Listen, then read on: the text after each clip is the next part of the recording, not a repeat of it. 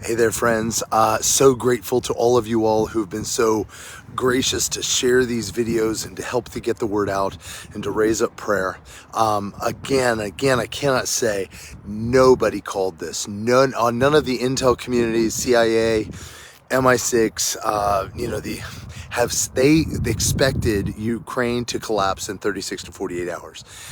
And God is on the move, man.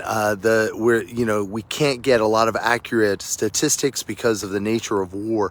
But again, it today has seemed very similar to the past days where there has been just outsized victories for the Ukrainians. And every time Russia attempts to push, they cannot make headway, which is why they've gone with, as I was mentioning yesterday, they've moved from tactical and surgical to destruction. And they've unleashed the TOS-1 thermobaric missiles, and that's why you're beginning to see some real destruction in Kharkov.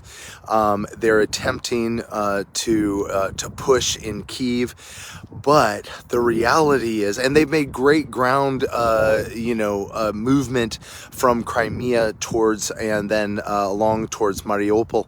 They're making some progress, but the reality is it's small potatoes. They have yet to take any major city.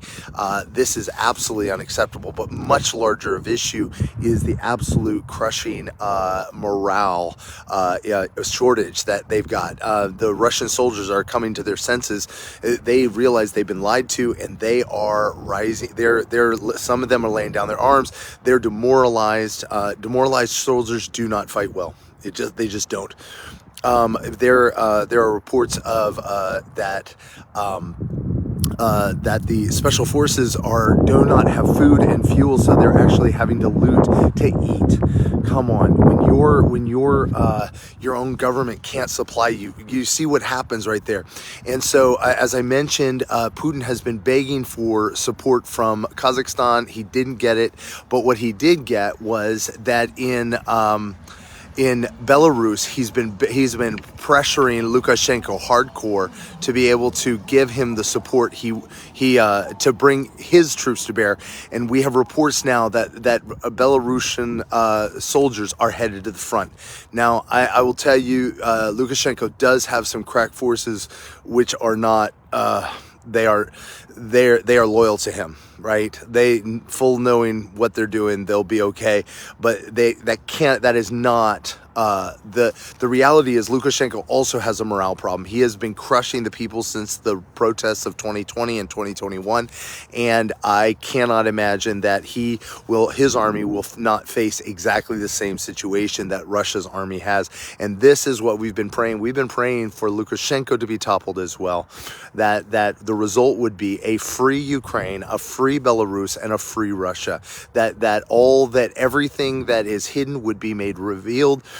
We mentioned Anonymous is going on the warpath against Putin, is beginning to put things out, but also sanctions are really actually beginning to take effect. One of the ones that's really big is they sanctioned the national bank, Sberbank.